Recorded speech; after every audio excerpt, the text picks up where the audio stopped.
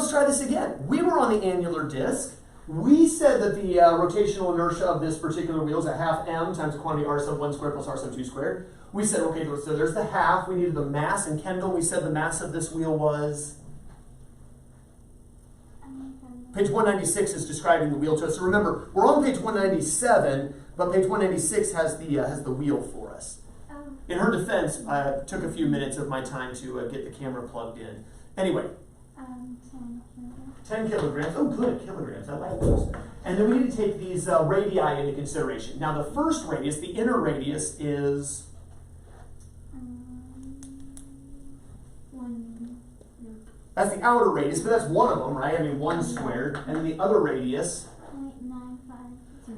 And obviously, it's commutative, right? Addition's commutative, so it doesn't matter which order we add the squares of the radii, as long as we square them before we add them. Now, of course, 1 squared, we already know is going to be 1. So really the question is, what's 0.95 squared? So Kendall, let's go ahead and do the 0.95 squared, add the 1 squared, which of course is 1, and that should give us a total quantity inside the parentheses for the radius squares added as 1.9025.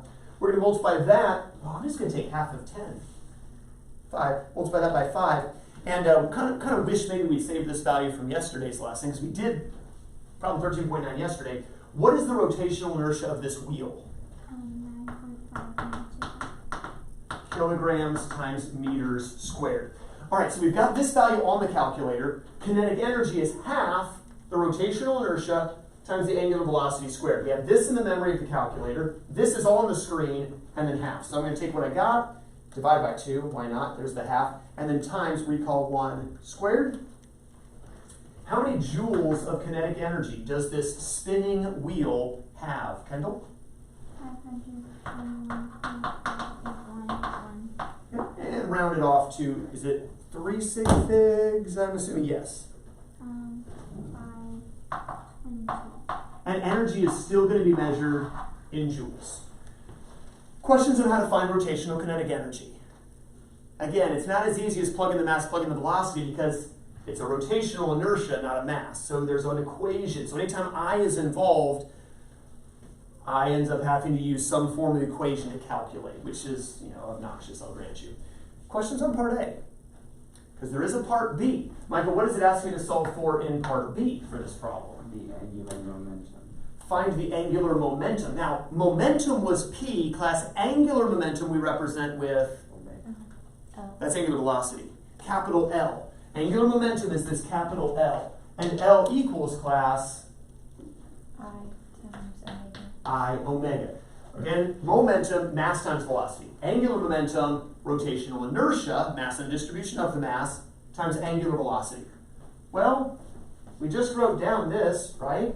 So we know the I is the 9.5125, that worked out evenly, and the omega is still the memory value, right? So, 9.5125 times recall 1. No big deal there. We can find the angular momentum to be? 99.6. Good, 99.614, blah, blah, blah, 3 sig figs. 99.6. Now here's the fun part. What's the unit? Well, we know that work would have to be in joules, and power would be in watts, and kinetic energy is in joules. What about angular momentum? Because remember, momentum didn't have cool units. Momentum was just kilograms times meters per second. Well, here, remember, the I is kilograms times meters squared. Omega is radians per second, or just per second. So kilograms times meters squared, radians per second, or just per second, and that's our unit. Kilogram times meters squared per second. Ugly, nasty units, but it is what it is. Questions on the example problem? Page 204 in your textbooks. Page 204 in your textbooks. And look at problem number 11. Read that for us if you would, Michael. A uniform disk with a radius of 49.75 centimeters and weighs 175 newtons. Calculate the angular momentum and the rotational kinetic energy when it rotates at 1,200 revolutions per minute about its geometrical center. All right, this might be like a flywheel of an automobile engine that is kind of in its idling state, because that's a lot of revolutions per minute. I Makes me think, oh, I'm gonna be like, I could be totally wrong, just kind of throwing that thought out there. So it says it rotates at this speed. Well, that would be class angular velocity, the omega. And it says it was 1200 is what I heard? Yeah, 1200 RPM. Thoughts? We need to change it. Change it, radians per second. At your seats. Do so and put it in the memory of your calculator.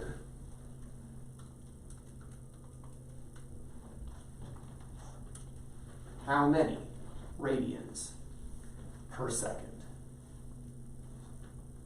Call it when you've got it.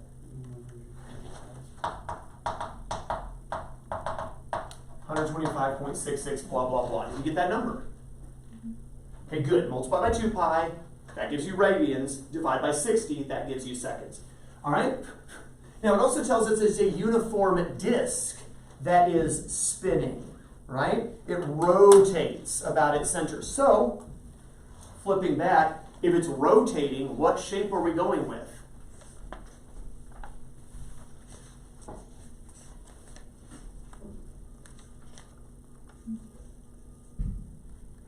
Solid disk. Solid disk. Which one? 1/4. That would be if it's flipping.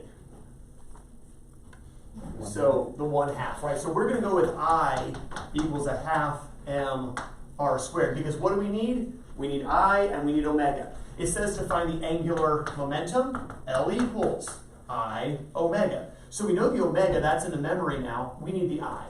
So it's 1/2, plug in the mass, which was what, Michael?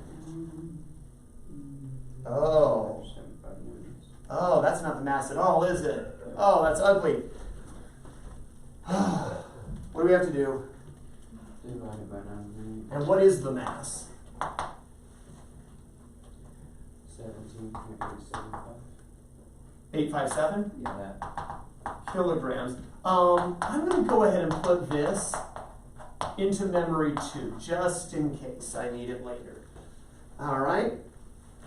What about the radius of this wheel, or disc rather? 0.4975 meters. Good catch. 0.4975 meters, and that value needs to be squared. I guess actually I don't need it in the memory because I can use it right now.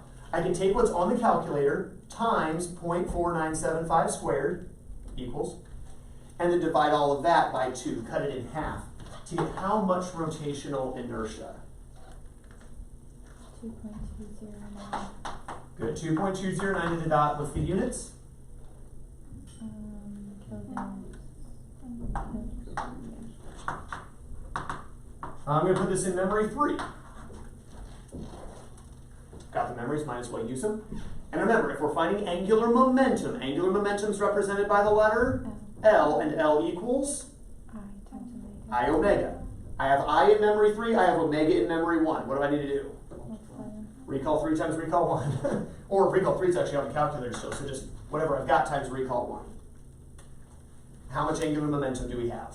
277.7. How many sig figs in this problem? Oh, 2. It's like 4, no, 3, no, 2. That's lame. Okay, what do we get? 280. 280. What are the units going to be here? Kilograms times meters squared per second. Good. Kilograms times meters squared per second. Again, the radians technically aren't there. They're not really a unit. They're just helping us understand the concept. So 280 kilograms times meters squared per second. Questions on part 1. But there's a second part to the equation, or part B, I guess I should say. This is part A. That's what I wrote. And then part B asks us to find the Kinetic energy. rotational kinetic energy. Well, how do I find kinetic energy? 1/2 omega squared. Good. Not 1/2 mv squared anymore, but 1/2 I in place of m, omega in place of v squared. 1/2 I omega squared. Well, that's a half. Remember, I, that's memory 3. Omega, that's memory 1 squared. So I'm just going to take memory 1, square it, times recall 3, divide it all by 2. And what do we get for the rotational kinetic energy?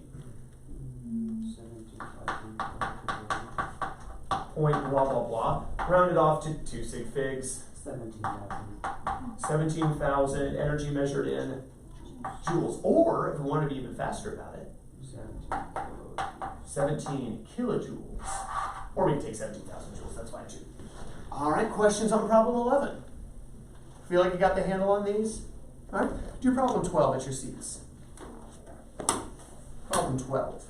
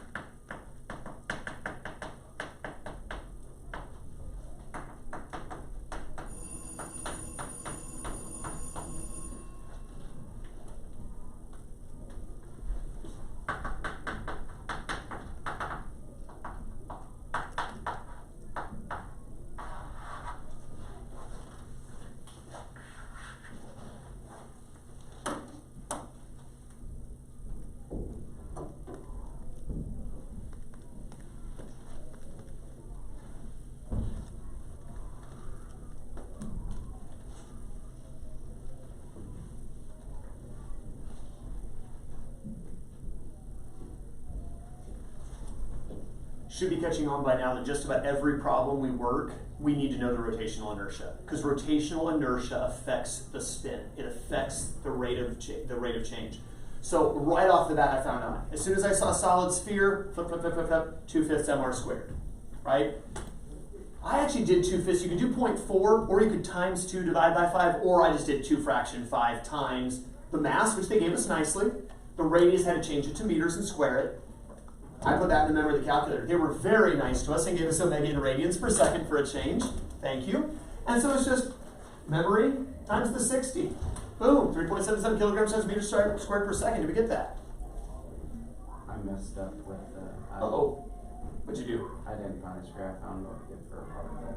Oh, so you did the mr squared. Okay, so sphere 2/5 mr squared. And then for letter B, the kinetic energy, pretty much the same thing. It's a 1/2 I omega squared. So I actually cheated. I said, well, I've already got I omega. So I multiplied what was already on my calculator by another 60, and then took half. Though you could have started from scratch, 1/2 memory times 60 squared. Either way, you get 113 joules, and you get that answer for the second part. And again, no, because you had a different I. Okay, you had 0.24, blah, blah, blah. So you had about 13 or so for letter A? I had 9.4 for letter A. Okay, and then about 300-ish something, 400-ish for that? Okay, questions on this? All right, no homework this evening. We'll pick up with more of this in our next lesson, though. Kendall, you'll want to make sure you spend some time studying and maybe catching up on some stuff that you missed. Good to have you back with us. Have a wonderful rest of your day.